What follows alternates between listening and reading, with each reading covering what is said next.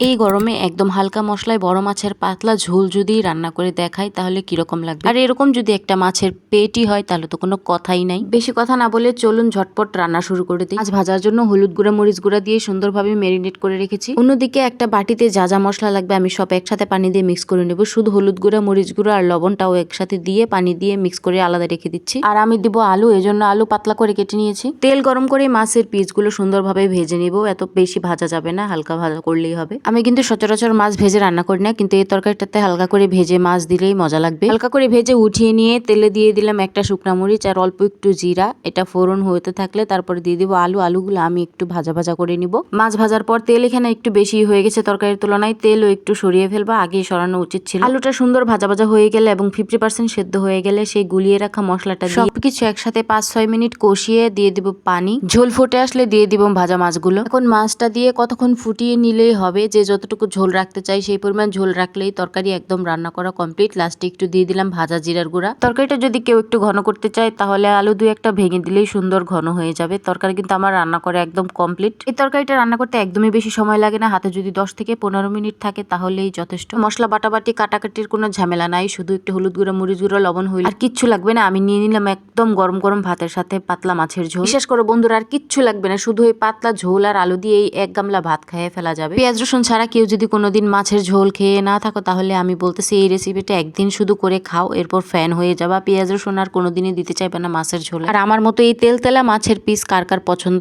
Comment করে জানাও। গরমে আরামের একটা তরকারি দিয়ে ভাত খেতে খেতে আমি আজকে চলে গেলাম। তোমরাও আজকের দিনে কি খাবা পরিকল্পনা করো। আর এই মাছে অনেক কাটা, আমি এখন অফ ক্যামেরায় এটা কাটা বেছে বেছে খাইতে হবে। তো টাটা বাই বাই, সবাই ভালো থাকো সুস্থ থাকো।